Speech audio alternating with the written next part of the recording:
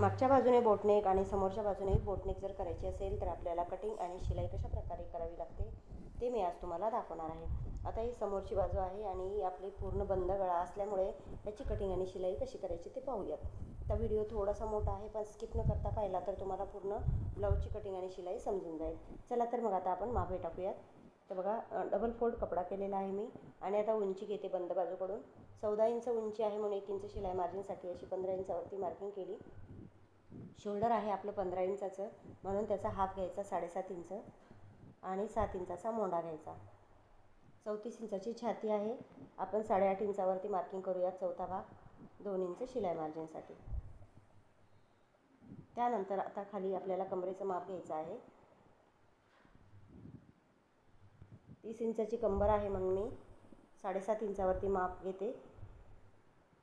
चौथा भाग 7.5 इंच येतो आणि 2 इंच शिलाई मार्जिन अर्धा इंच आपण टक्स पॉईंटसाठी घेणार आहोत.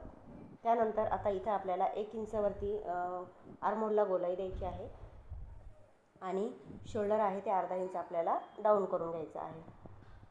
बोटनेक ब्लाऊज असेल तर आपल्याला शोल्डर डाऊन करून घ्यावं लागतं. त्यानंतर बोटनेकसाठी मी 3.5 इंचावरती गळारुंदी घेते आणि गळ्याची उंची 3.5च घेऊन अशा प्रकारे बोटनेकला आकार देऊन घेते. आकार दिल्यानंतर आता हे पूर्ण ब्लाऊजची आपण कटिंग करून घेऊयात.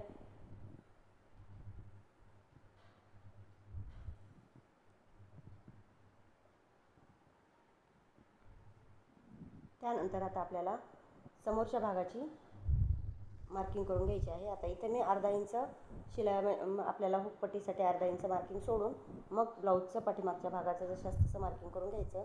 आता इथं आपल्याला गळ्याचा भाग म्हणजे शोल्डरचा भाग कमी न करून घेता आपल्याला पूर्ण शोल्डर घ्यायचा आहे आणि 4.5 इंचावरती समोरच्या भागाची आपल्याला कटिंग करून घ्यायची आहे. त्यानंतर 1 इंच शिलाई मार्जिन वाढवायची आणि आता इथं प्रिन्स कटचे मापे टाकून घ्यायचे. 4 इंचावरती मी पहिला पॉईंट टाकला, 2 इंच दुसरा पॉईंट टाकला आणि 2 इंच आपण समोर वाढवून घेतलं. आता इथं आपण बस पॉईंट काढून घेऊयात. त्यानंतर आपल्याला आता इथं प्रिन्स कटला आकार देऊन घ्यायचा आहे. आकार दिल्यानंतर आता आपल्याला हा बोटनेक ब्लाऊज असल्यामुळे आर्महोलच्या थोडंसं वरच्या बाजूला अशा प्रकारे आकार देऊन घ्यायचा आणि गोलाकार आपल्याला तो भाग आहे तो अशा प्रकारे जोडून घ्यायचा. त्यानंतर आता इथं आपल्याला प्रिन्स कटचा साईड पार्ट आहे त्याला आकार देऊन घ्यायचा आणि समोर 1 इंच शिलाई मार्जिन वाढवून घ्यायची आणि आता ही आपली कटिंगची मार्जिन झाली. आता मी पूर्ण कटिंग करून दाखवते तुम्हाला.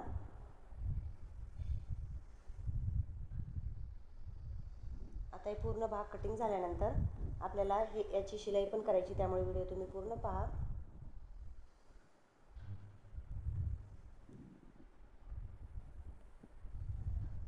आता हे पूर्ण बोटनेक ब्लाऊज आहे समोरचा आणि मागचा, त्यामुळे याची शिलाई कशी करायची ते आता आपण पाहूयात.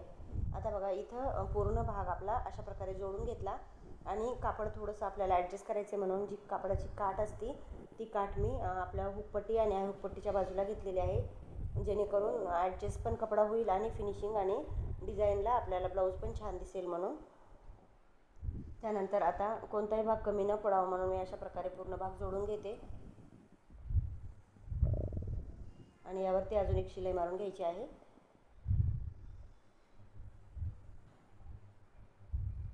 त्यानंतर इथं हुकपट्टी जोडायची आहे. तर इथं हुकपट्टीला थोडासा जोड लागलेला आहे त्यामुळे तसं दिसते, पण ही खालच्या बाजूला आपली फोल्ड होती पट्टी. त्यावरती एक दाबटीप टाकून घ्यायची आणि ही पट्टी खालच्या बाजूला फोल्ड करून घ्यायची.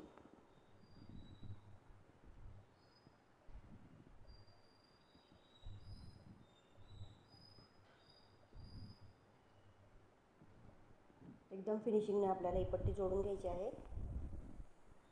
आता हे उरलेलं थोडं थोडं कापड आहे ते व्यवस्थित कट करून घेते मी आणि कमरेची पट्टी तयार करून घेते.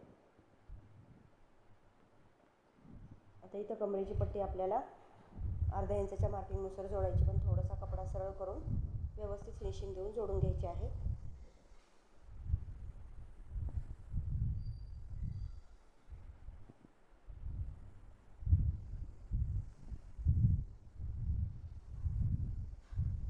जोडून घेतल्यानंतर ही खालच्या बाजूला आपल्याला अशा प्रकारे फोल्ड करून घ्यायची.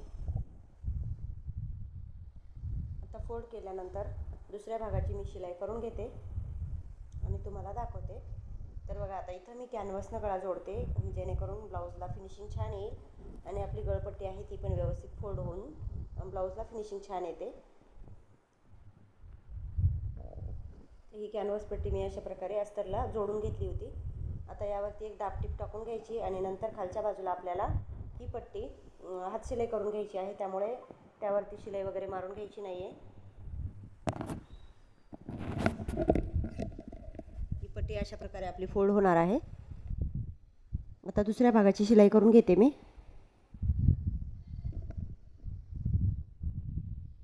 दुसऱ्या भागाची शिलाई केल्यानंतर एकदा आपण चेक करून घ्यायचं की दोन्ही पट्ट्या एकसारख्या आलेल्या आहेत का ते, आणि वरती आपल्याला जी गळ्याला पट्टी लावायची ती कॅनव्हासची तयार करून लावायची दुसऱ्या भागाला पण.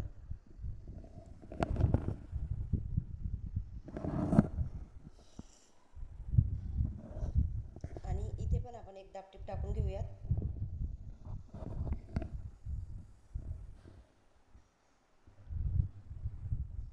आता ही प्रेस वगैरे करून हातशिलाई वगैरे करून प्रेस करून छान दिसते. या पट्टीला फिनिशिंग छान येते. आता पाठीमागचा भाग आपण तयार करून घेऊयात.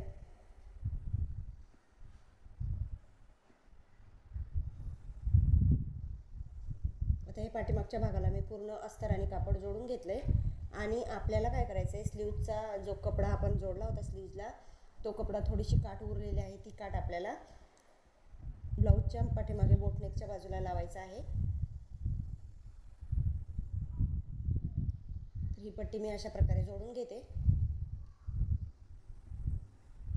बरोबर मध्य काढायचा आणि ही जी पट्टी आहे या पट्टीचा पण मध्य काढून अशा प्रकारे ही पट्टी आपल्याला जोडून घ्यायची आहे.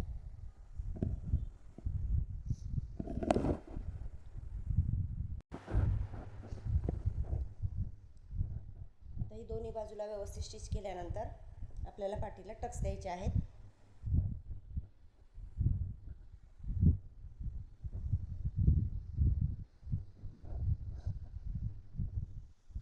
आणि मग खाली आपल्याला कमरेला पट्टी जोडून घ्यायची. म्हणजे आपण जी जोडलेली पट्टी आहे ती काठ आहे, ते काठ पण आपला फिनिशिंगने पट्टीच्या आतमध्ये म्हणजे कंबरपट्टीच्या आतमध्ये दुमडून जाईल आणि ब्लाऊजला फिनिशिंग पण छान दिसेल. आता मी इथं कंबरपट्टी जोडून घेते.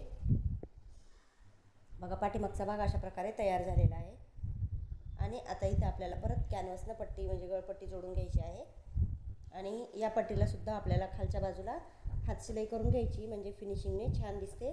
प्रेस वगैरे केलं ना का मस्त दिसते हा ब्लाऊज.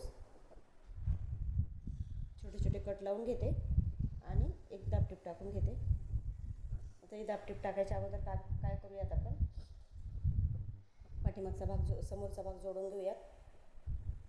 आता आतल्या साईडला आपल्याला पूर्ण शोल्डर जोडून घ्यायचं आहे. तर बघा ते कशा प्रकारे घ्यायचं ते. आता समोरचा भाग आणि मागचा भाग एकदा चेक करून घ्यायचा कमी जास्त झाला का ते, आणि अशा प्रकारे जोडून घ्यायचं. आता जी पट्टी आपण कॅनव्हासने जोडली होती ती पट्टी परत एकदा आतमध्ये फोल्ड करून आता हे शोल्डर सरळ करून घेते मी. हे बघा अशा प्रकारे फिनिशिंग देऊन घ्यायची. आता दुसरी बाजू पण तशाच प्रकारे जोडून पूर्ण मागचा आणि समोरचा शोल्डरचा भाग जोडून झालेला आहे. आता फिटिंगसाठी आपण एकदा चेकिंग करून घेऊयात कोणता भाग कमी जास्त झाला आहे का ते.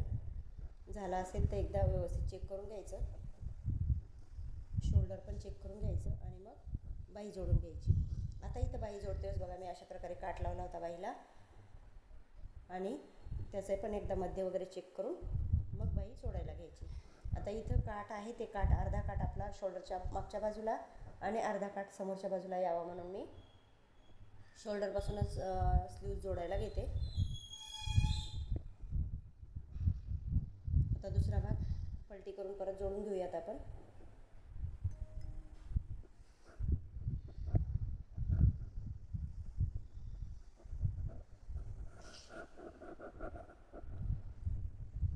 आता हे उरलेला भाग आहे तो व्यवस्थित कट करून शिलाई मारून घ्यायची आहे यावरती. आता दंडगेर चेक करायचा, 2 इंच शिलाई मार्जिन सोडायची आणि बाकीचं कापड कट करून टाकायचं. आता हे पूर्ण शिलाई मारून घेतली मी आणि आता फिटिंग करून घेते. आता 10 इंचाचा दंडगेर होता म्हणून मी 5 इंच शिलाई मार्जिन घेतली आणि आता इथं आपल्याला 34 इंच छाती आहे म्हणून 8.5 इंचावरती मार्किंग करायची. आणि कमरेची मार्किंग करून पूर्ण शिलाई मारून घ्यायची.